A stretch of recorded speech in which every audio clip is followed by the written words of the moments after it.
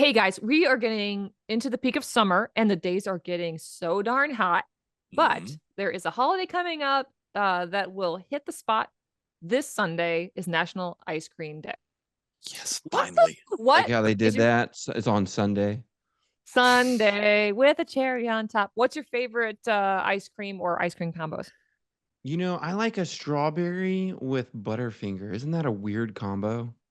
Oh, that's interesting. I never would have put Yeah. those together. Though Butterfingers Maybe are some kind of like a blueberries. salty- Ooh. Oh, that's interesting too. Joe? I like anything that has like Reese's in it or Reese's Pieces. And so anything with like peanut butter flavoring in it. Okay. But if I had to just pick one, it would be cream soda and vanilla or deep chocolate. Interesting. Not flavored. You actually pour cream soda into like either like a dark chocolate or vanilla. Yep. But with cream soda because it's gooder. Nice. Yeah. I like sherbets. And I like sherbets with like Sprite or just straight up sherbets. It's refreshing. I remember when they used to do that in like elementary school. You have a party and they'd put like the sherbet in there and the Sprite. And orange sherbet. Yeah. Like that never goes away. That's a great party in my opinion. Yeah. And if I were to get something off the ice cream truck, it was always like the orange creamsicle.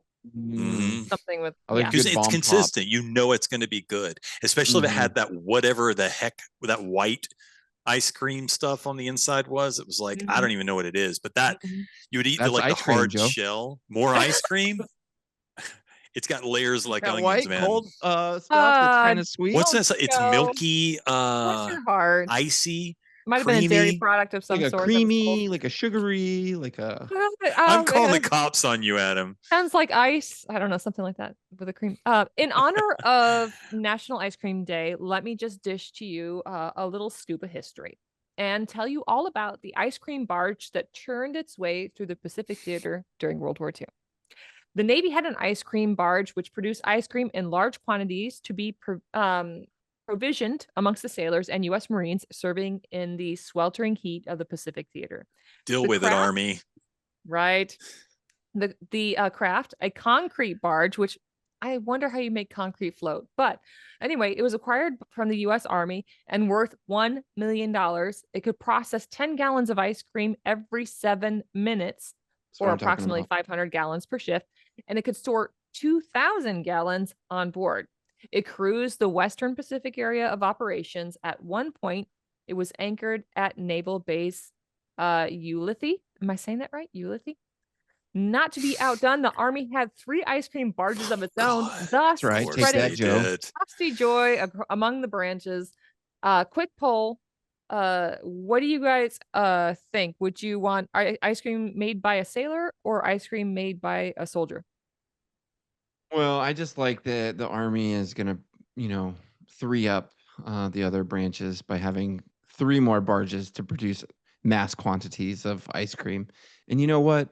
That's what I'm talking about. That's what matters. That we're gonna build a barge to be able to produce in quantities to make sure we have our tasty treats in the hot tropical sweltering assignments. If it's anything like the other things, like the fun things that they do in the military, it goes to not all, but a lot of the wrong people. You got guys that are like covered in blood and sweat, and they come back to find out that a band came and played for these other guys that are sitting on base eating lobster every 3 days. Yeah. I remember sack lunches. Yeah, I remember I went on a quick R&R down to Baghdad, and they had all the big dining facilities. They had soft serve ice cream with the sprinkles and all the things to put on top, and I'm thinking, oh my gosh, I've been drinking like shelf life milk that's existed since World War II, or like powdered eggs, and these guys are having ice cream. Anyway, so there were people in World War II that actually had ice cream legitimately. Alphas, go to the freezer, grab your favorite frosty treat, and we will be right back to get this show started after the theme song rolls. This is the Tango Alpha Lima podcast. They call me crazy cause I'm facing all my giants. They try to scare me into thinking I can fight it. They tell me I should never even think of trying. But that's just me, I'm gonna live out in defiance.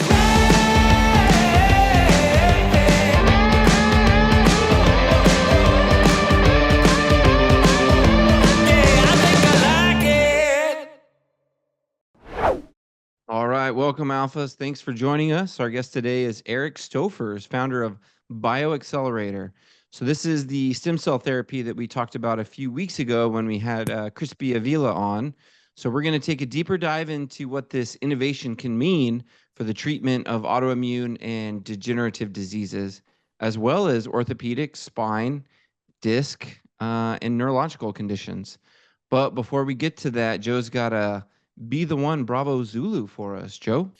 That's right. Roy Smith, commander of American Legion Post 914 in Louisville, Illinois. Louisville, Illinois, wanted to find a way to share the American Legion Be the One mission in his community. In May, he made his mark when nearly 100 Illinois American Legion family members joined members of the community for a suicide awareness walk hosted by the Post. Quoted as saying, "I wanted to get people to think about that we as veterans and active duty service members dying by suicide at an astounding rate, and we need to try to figure out a way to curb that. And that's why we walked," said Smith, past Post 914 commander. "When I was in the Navy, we were always taking care of one another, looking out for my fellow sailors. And there's a need for that right now. We need to look out for one another." For over 3 hours, the participants walked the 8.5-mile route along a busy highway and community streets wearing Be the One t-shirts to show why they were walking. "I want people to have to be inconvenienced by us going down this highway. I want them to be inconvenienced for just a few minutes to realize why we're walking and what we're walking for." Registration for the walk was free, but donations were accepted, and the Post raised nearly $9,000 nice to support Be the One at the national level. This year was a success as far as I'm concerned, because we raised some money and got people that are at least talking about the walk and what it was all about, Smith said. I just want to say that Bravo Zulu, absolutely, to Commander Smith and the rest of the folks in Louisville, Illinois. And I just want to say also, and I've mentioned this before, we are taught in the military to rely on each other, and for some reason we get out and we island. And this is a beautiful example of people working together again to make something awesome happen. So what do you guys think? Well, I think it's awesome for all the reasons that you listed, but think about that. 3 hours, 8.5 miles, getting together to bring awareness. And what's going to happen with everybody that shows up? There's going to be a connection. There's going to be a conversation. There's going to be a network. So it's so cool for the event for all the reasons. Yeah. But I also see it as foundational for what comes next. And so you have to have a starting point and a kickoff point. So I think it's great for all those reasons and more. And possibly ice cream. Cherry or orange creamsicles. I would say you guys pretty much said it all. Although, Joe, couple of corrections. I lived in this state, and I think it's pronounced Illinois. That's right. French. That's fancy. I like that. Illinois. And it's Louisville, Illinois. C'est magnifique. Oh, mamma mia. Everything I know about French people, I learned from Gambit, X-Men. Anyway, Bravo Zulu to Commander Smith and the rest of the folks in Louisville, Illinois, who participated. Voila. Okay, Alphas, please stick around. We'll be back with Eric Stoffers right after the break. Talking about suicide is hard, but the American Legion has joined forces with Columbia University to develop training for those who want to learn more about interacting and responding to veterans who may be in crisis. American Legion Be the One training. In the 90-minute class, you'll learn to understand the types of suicidal ideation and 4 behaviors that indicate imminent risk, how to use the Columbia Suicide Severity Rating Scale to determine at-risk individuals, how to identify risk factors and warning signs, and how to communicate effectively with individuals who may be at risk of hurting themselves. Online and in-person sessions are available. Visit betheone.org/training to find a session. Learn the skills that'll give you the confidence to talk about suicide and be the one to save just one veteran. Today we are joined by Eric Stoffers, founder of BioXcellerator. Eric, welcome to the Tango Alpha Lima podcast. How you doing today, man? So fantastic. I'm doing really well, and I appreciate the opportunity. Thanks, guys. Appreciate it. Yeah, awesome, Eric. It's great to have you on the show with us today. We had Crispy Avila on the show recently, not too long ago, maybe a couple weeks ago, and he had some really wonderful things to say about his stem cell treatment as part of his recovery. And so I'm really excited for today because personally, I historically have not delved into stem cell research that much. So I'm looking forward to hearing more about it and what you and the team have been up to at BioXcellerator. But before we dive too deep into that, can you tell our listeners just a little bit about yourself and your journey to founding BioXcellerator?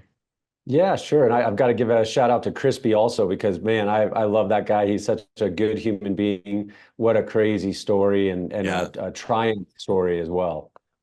Right. So yeah, no, but thanks again for the opportunity. So I'm Eric Stoffers. I'm the founder and the CEO of BioXcellerator. That's my main company. That's the main focus on innovative stem cell therapies and other advanced cell therapies like exosomes and some other things we can talk about. But essentially, I'm an entrepreneur that's founded 4 life-transforming companies in the health sector. Most of it is innovating in the health sector, meaning it's not traditional medicine. We're not a surgery center. We're not practicing traditional medicine completely. There's components of it, and we're not a pharmaceutical company. So we're really going against the grain of medicine and hoping to be more preventative and personalized and changing the really the healthcare sector and the mindset of people looking to be at their optimal health and peak performance and then even longevity. Oh, that's great, Eric. Appreciate it. So maybe just like a brief follow-up to that, on this entrepreneurship path, what is it about this space that, drew you to this or to this approach, and to create, organizations like this that have this type of offering? Yeah, perfect. So, I mean, it depends on how deep you want to go, but I mean, it started when I was a little kid, in the sense that I've always been an entrepreneur, but, I think it started with my grandma in the sense that she was a nurse. She was a good Midwestern gal that never smoked, never drank alcohol. I think I heard her use a cuss word once in my whole life. And her mission was to help people through her career. She was a nurse, like I said. But the thing is that she had allergies, and she started taking allergy pills. And back then it was, these allergy pills, I think a lot of the ingredients are probably illegal at this point. But I saw this shift in her when she would take these allergy pills. So from a very young age, I noticed that the pharmaceuticals that were readily available for even a kid like me, were not the answer, and potentially creating more side effects. So, that I wasn't conscious of it until later in life, but that was, I would say, the beginning. But to get, later on and what pulled on my heartstrings, I'm an entrepreneur. I was doing pretty well in a real estate career where I was the CEO of a real estate investment trust. And I came across this group of scientists, and I was doing due diligence on them because they wanted to buy a big property that my company was selling. And when I did due diligence on them, but more specifically, when I got to see some of the patient testimonials and the real help that they were providing in a non-traditional way, there were some stories that just really tugged on my heartstrings. And I was at this transition point where I was also, I had a lot of friends that were doctors, and I was in a relationship with somebody that was in the medical device and pharmaceutical side. And there's some horrific stories about what was going on kind of behind the curtains there. And so that catapulted my transition into getting out of just traditional business and focusing my business acumen and entrepreneurship into the health sector. And that's what brought me here. Well, thanks for sharing that, Eric. I love the path and the journey and the authenticity into your experience and how it's personal, and getting to wrap that with your business skills into your current offering. So thank you. Yeah, thanks for asking.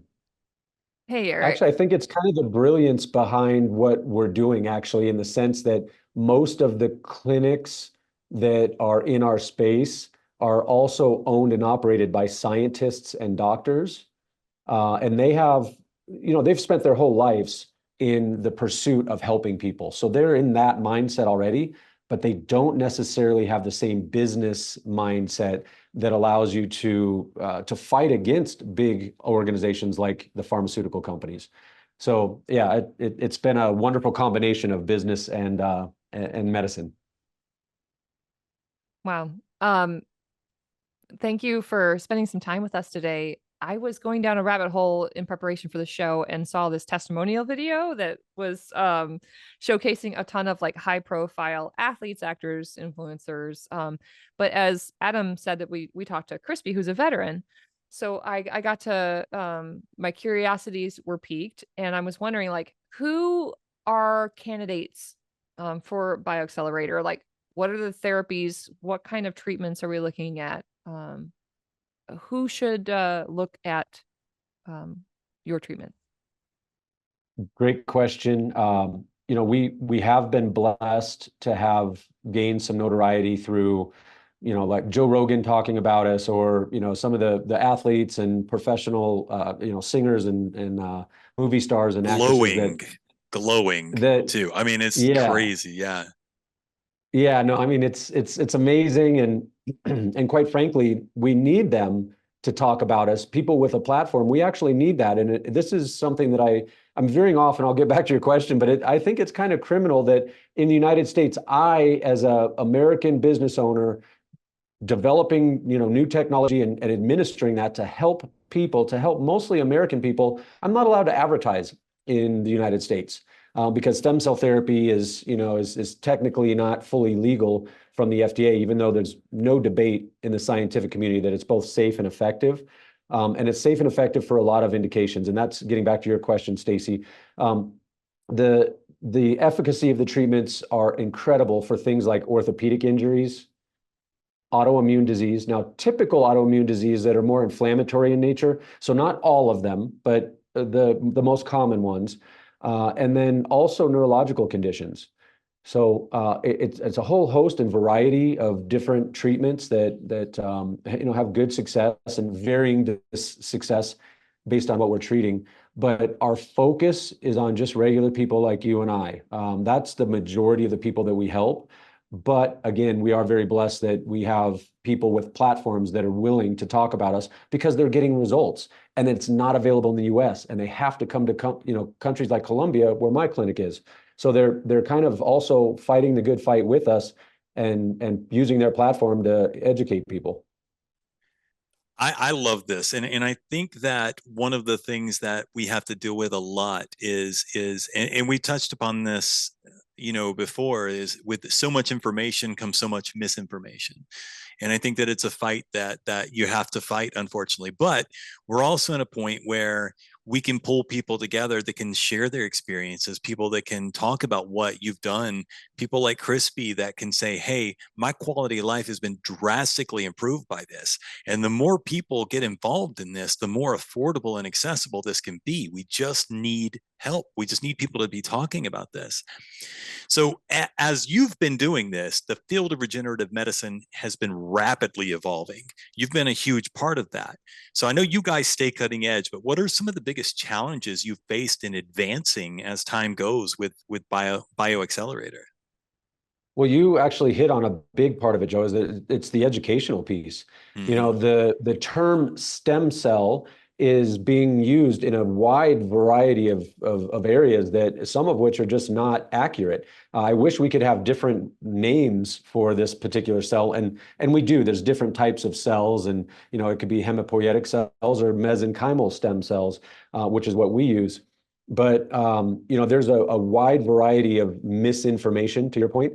And I think a lot of that is intentional, not to get too conspiracy oriented, but I think that it's a really bad business model that I'm in the sense that I would like to treat a patient once and never see them again. I would love to cure somebody. Now, we never use the word cure because it is a medical treatment, then it's very early stage, and people may maybe just be in long-term remission, but it's a bad business model, and I think the people with a different business model, like pharmaceutical companies, probably don't want too many people to know that this business model exists. You could potentially just get treated once. It's education, and it's with great doctors too. Great doctors in the United States typically say, oh yeah, stem cells the future of medicine, but it's too early, or it's not proven. They don't even know it is proven. It's not even a debate that it's safe for a lot, not all. It's not always safe. It's medicine, but it is also effective for many, many indications. Great answer, man. I appreciate you. Eric, can you talk a little bit about the process, and maybe I can use, kind of my own ailments, like from the military as an example, and if it's not, feel free to pivot. But I found out recently that I have a degenerative disc in my L5, so my back's been giving me some issues since seemingly last Christmas, where it's really become more acute. And I had some X-ray done, and turned out rucking mile after mile and jumping out of planes and hitting the ground with high impact isn't good for your spine. Imagine that. So, yeah. So with that being said, would I or somebody, like that, or other, military, just kind of wear and tear?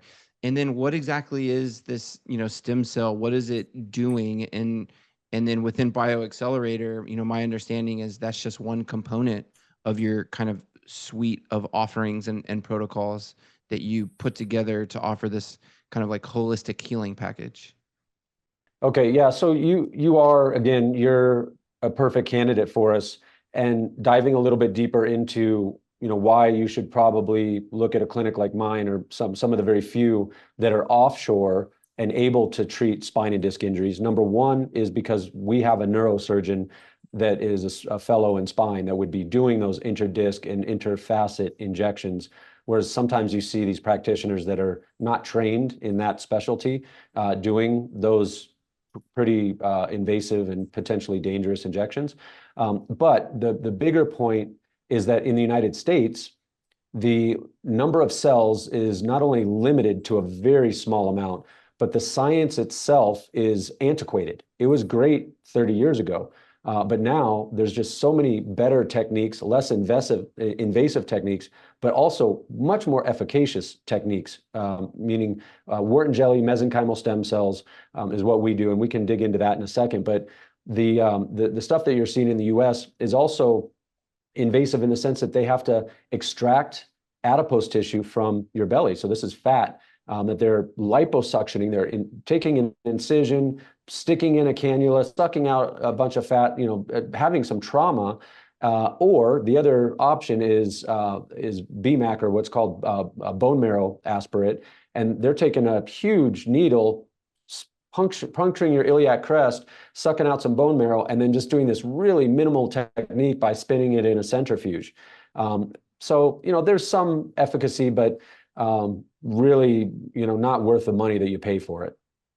That's a great segue, because my next question is, let's say a veteran like myself wants to come to your facility in Columbia. What's the, you talked a little bit about, having an engagement with medical records and kind of going over case studies, things like that. But what are some of like the fees involved? What's the travel like? What is a veteran like myself? What are the expectations? Well, for a veteran like yourself, what I would say is that it's very near and dear to my heart, in the sense that I have personally tried to give back to such an underserved community, and so thank you all for your service. And with my company, you get a major discount no matter what you're getting, you and your family. And there's some treatments that our company does for free for veterans, so that we can help those of you that are suffering from traumatic brain injury or CTE, and hopefully getting you back to a better brain health.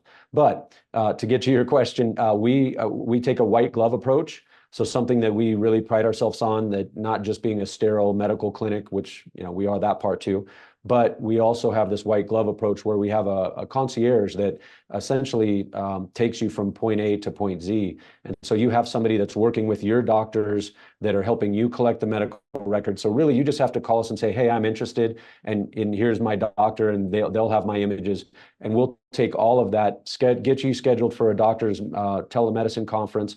And then once you get to our facility in Columbia, we pick you up at the airport. We take you right to the hotel. I have my facility is in a medical tourism compound. So it's essentially a beautiful hotel that's connected to the best mall that you would see in the United States. And then that's connected to my clinic. So you're in the safest part of town. You never have to leave the roof if you don't want to. I encourage people to go adventure because Colombia and Medellin specifically is just a beautiful city and country. But from there, once you are with us, we're also walking you to the clinic. We have, over 100 staff members that are there to take care of every one of our patients almost individually for the entire week. And then most importantly, which is different than other clinics that are just, bringing you in for a day and shooting you up and sending you on your way. We start you off long before you come down with a nutraceutical program, a nutrition program, potentially recommendations on lifestyle change, making sure that you're sleeping and mindful and, some more integrative approaches. And we do that while you're here as well through alternative therapies, which are supportive to stem cell. So things like hyperbaric chamber, ozone therapy, cryotherapy, red light therapy, and many, many more. But so you're doing that the whole week because we know those are supportive therapies to stem cell. They're going to help your own stem cells proliferate, and they're going to, some of the bioregulatory medication and the IVs we give you are going to help you with inflammatory issues and accept large doses of stem cell. I think that, we're so open-minded, and I got to give props here for a moment to the American Legion about their progression in what they've been working towards. I have seen the American Legion grow in so many incredible ways and push for younger vets to get involved and being open-minded about new ways of making people better. I mean, that's one of the things that Adam's involved in. With his program. I mean, we love alternate medicine. We're just looking for results. We just want people who are suffering to be better. And it seems like you guys are really onto something incredible here. And I look forward to, to finding out more personally. Well, you guys are all invited down, please. Be my guest, come on down, see what we're doing. I know you're all beat up from the service that you've given back to us, so let us do something for you. I'm thinking Eric, a group trip, a Tango Alpha Lima that's right. That's podcast. not a bad trip. We can all undergo something. And do a podcast in the studio here. Podcasting studio. Yeah, that's what I was going to say. You got the great look behind you. Well, Eric, I was just going to reflect the similar comments to what Joe was saying. It just sounds like you've put people over profit. And that's a hard thing to do in business, being an impact entrepreneur and making the X's and O's, the dollars and cents make sense while changing people's lives. And, the things that you're packaging together, it's not just a one-time treatment. I know that when people come down there, the way that those things are architected together and personalized for them, you're giving them permission to start a new way of living and being. And there's nothing more important to that. So we really appreciate the time that you've spent with us today. Before you sign off, is there anything else that you want to share with our alphas that we didn't have a chance to discuss today?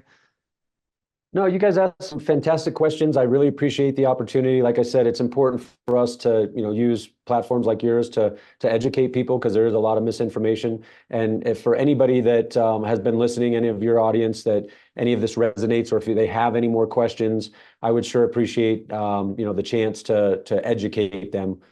Whether they choose us or somebody else, it doesn't matter. We just want them to get help. And you can find us at BioXcellerator.com. Eric, we're going to have all your social handles and links that we've talked about in our show notes. Is there a website where alphas can go and learn more about your work? Yeah, I think our main site is from, the medical doctor that wants to know about the specific clinical trials that we're doing or the deep dive in the science, or just the general patient like you or I. The BioXcellerator website would be perfect. So it's BioXcellerator.com. Well, it's a Eric, mouthful, I know. That's okay. We'll have that in the show notes. Eric, thank you so much for your time today. Alphas, stick around for some scuttlebutt right after the break. The American Legion is raising awareness about PTSD and veteran suicide by offering hope, camaraderie, and support. Be the one to help end veteran suicide. Be the one to save one veteran. Be the one to ask a veteran in your life how they're doing. Be the one to reach out when a veteran is struggling. Go to betheone.org and help the American Legion end veteran suicide. Will you be the one? Okay, Alphas, we hope you had a great break. Now it's time for some scuttlebutt. In an article from former Tango Alpha Lima guest Hope Hodge Sec at Military Times, a new report identifies social media among many barriers to bringing back a draft. Amid a revived national discussion about a possible return to mandatory military service, a new think tank report illustrates how doing so in today's America would require the Defense Department to navigate unprecedented social and cultural challenges, and I think that is an understatement. While military conscription, colloquially known as the I draft, think that word is colloquially.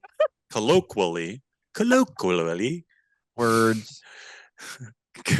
colloquially known as the draft, effectively ended in 1973. All U.S. males aged 18 to 25 are required to register with the U.S. Selective Service in case the draft ever needs to be revived. The House. Can I just interject really quick? Yes. I know I don't do this often, but I gotta say that this really parts my main, if you will, that Horse talk. Selective service is only directed at males in this country, because I think females have just as much capability in doing jobs.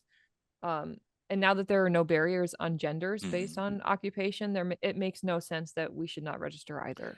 Okay, carry on. And in our current, I agree, in our current military, where where military service is much more intellectual than it is physical, I think that the divide is even thinner than it's ever been. I agree with you 100%. And against that backdrop, the House passage of its version of the annual defense policy this month included a provision that would make selective service enrollment automatic. That, combined with comments by Chris Miller, the former acting defense secretary, about his interest in implementing mandatory service, have again spurred curiosity and concern over the possibility of a future draft.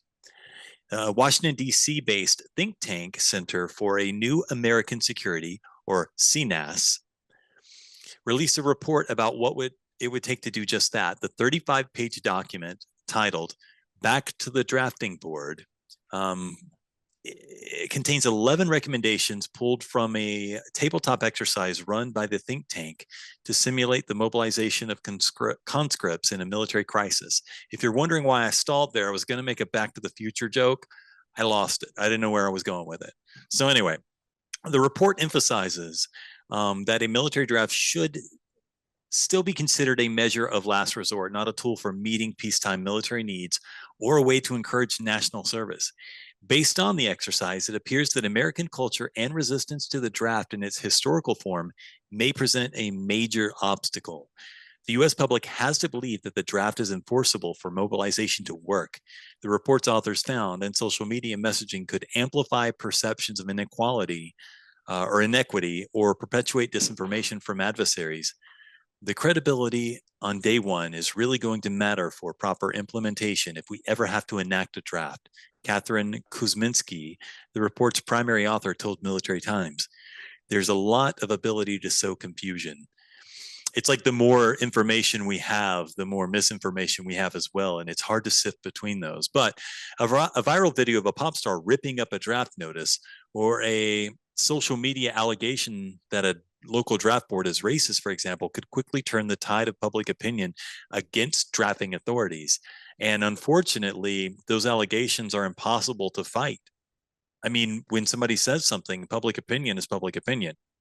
I mean, Joe, what do you think about countries like Germany and Israel? They have non-combative mandatory service. I don't know if it's 2 years or 3 years.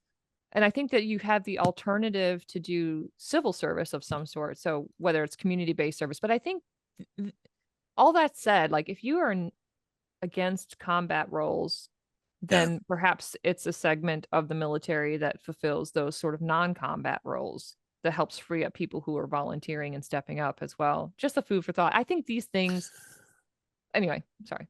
No, I'm with you 100%. I think that there should be non-combat ways to help where you can be involved in even in social programs that help the spouses of military, just to be involved in the military or to be involved in a non-combat, non-direct military way, I think would be an acceptable use of a draft, a mandatory draft, if that was something that did come to pass. The other side of that, of course, being opportunities to possibly use it to have people that could get involved with law enforcement. I feel like that would be a way to try to bring some of the public, because that's something that's always a hot topic.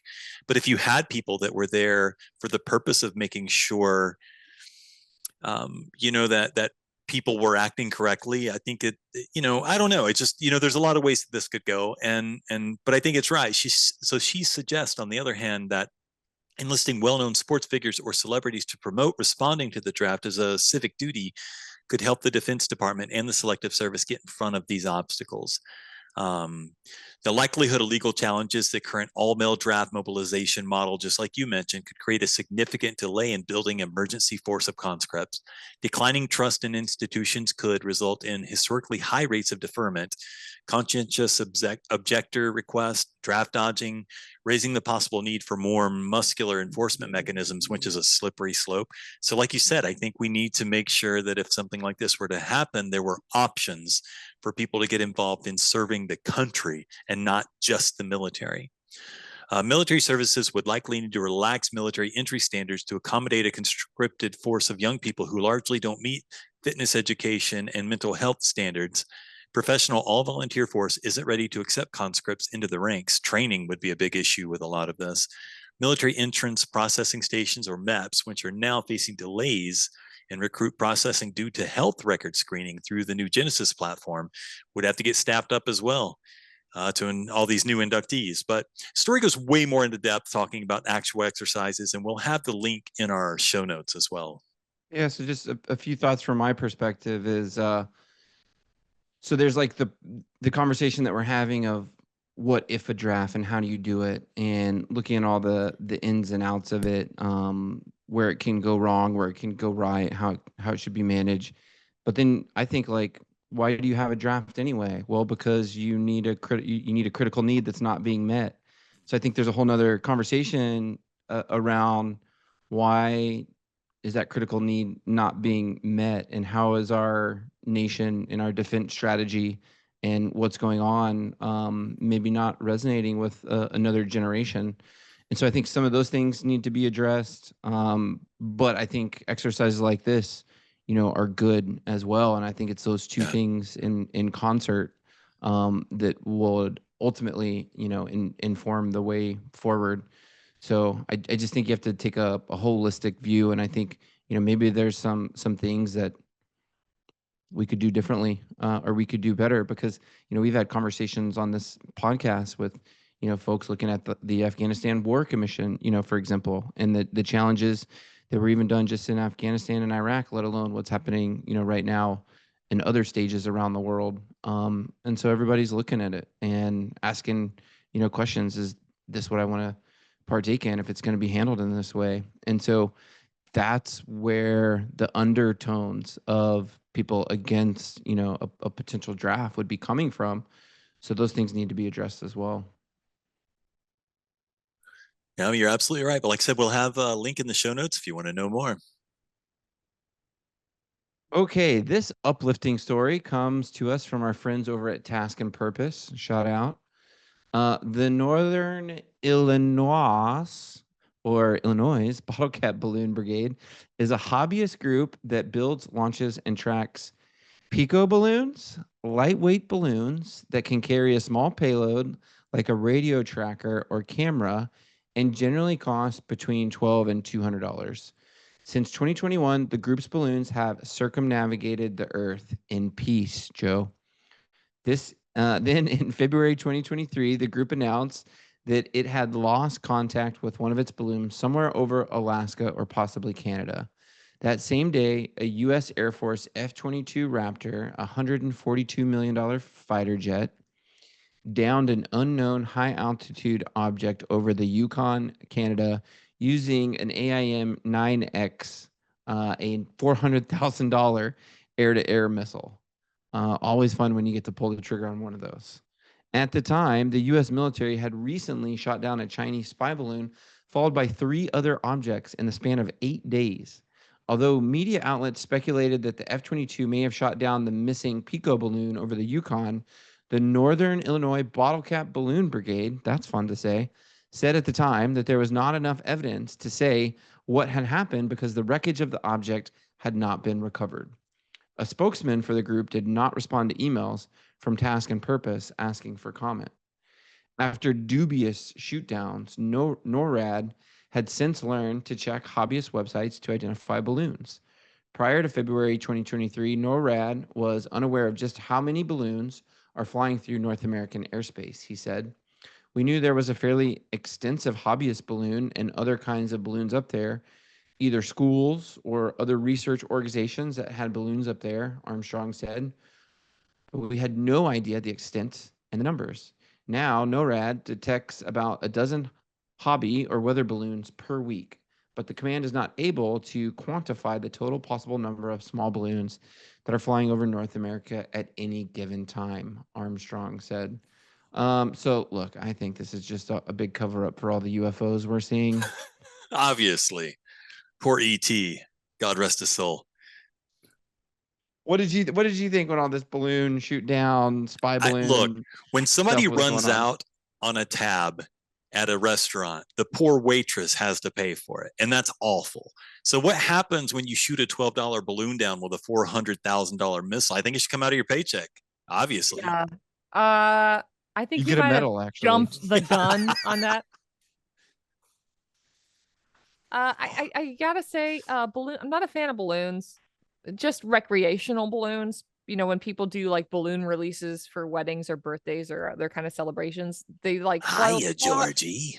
You want a balloon, don't you want it? No, but they fly up, and people are like, "Oh, isn't that majestic and beautiful?" But then they come floating back down, and they get eaten by livestock and stuck in trees. So next time you go to launch that balloon, folks, maybe think twice, because we might end up spending our good hard-earned taxpayers' dollars, $400,000 worth, striking it down with an air missile, or somebody might lose their beloved cow. Just FYI. Well, the shoot downs in February 2023 did force NORAD to take a hard look at how it tracks and identifies small objects. You'll be pleased to find, Stacy, traveling at high altitudes and slow speeds. So to do that, NORAD adjusted its procedures to more fully investigate raw radar returns that it may have discounted in the past. So balloons are literally on their radar now. Nice. Well done. That was good. All right, we'll have a link to that Task and Purpose in the show notes. Perfect. For years, Cold Star families who lost loved ones in battle could pay for flowers and have the American Battle Monuments Commission deliver them to the grave of their fallen family members in overseas cemeteries, such as the one in Normandy. That program ended in 2015. On the 80th anniversary of D-Day, CNN's The Lead with Jake Tapper reported on the loss of the program. A White House official told CNN that the Biden administration had seen CNN's reporting and said that, quote, because of how deep and personal this is to the president, the White House acted quickly. Chief of Staff Jeff Zients directed the team to pull all levers to get this program running and stayed on top of it personally to make sure it was done, end quote. Retired Marine General John Kelly, who helped bring the cause to CNN's attention, said Wednesday that, quote, this decision to reinstate the flowers program is simply the right thing to do, end quote. The White House official cautioned that, quote, it will take time for the ABMC to reestablish the program after it being dismantled for about a decade, though they expect to be up and running sometime in the fiscal year 2025. this coming budget year, starting this October, and we will work with the ABMC to get it online as fast as possible. The men and women who serve in the forces that guard our country and our way of life, particularly the million plus who, since the birth of our republic, willingly sacrifice their lives for us, are selflessly heroes. I know, Joe, you're on it. Love people who Put serve. your hands in the air. General Kelly says he doesn't care. He goes on to say it does not matter if they're buried at Arlington, in any one of the 26 military cemeteries around the globe. That's 26 military cemeteries around the globe, people, lost at sea or buried in a local hometown cemeteries across America. They deserve to be remembered by every citizen of our great nation. Yes, sir, I completely agree, General Kelly. Your words are wise. He goes on to say, they earned it by their actions on the battlefield. If, God forbid, we ever forget them, shame on us. We owe them everything. Amen. That's just a Roger that, sir, from me. Yeah, agreed. Great work by the American Battle Monuments Commission, and again, just limited knowledge on my part that it exists and programs like that, and what it means for those families, especially I would think for having overseas and not being able to maybe get over there as much as they want to, and how meaningful that is. It's one of my favorite things about this podcast. Just we learn so much. Mm-hmm. Yeah. Especially you. When we put things in picture form, it really helps to illustrate it for you, Joe. Apparently, the Legion has supported the ABMC since its inception, and I bet you didn't know that. And I only know it because Holly told me. So now I know something. She is the super producer. She's the super wise in duper the ways of producer. things. All right, Alphas, thanks for listening. You can subscribe to our podcast, our newsletter, or send us mail and guest recommendations at legion.org/Tango Alpha Lima. We will see you next week.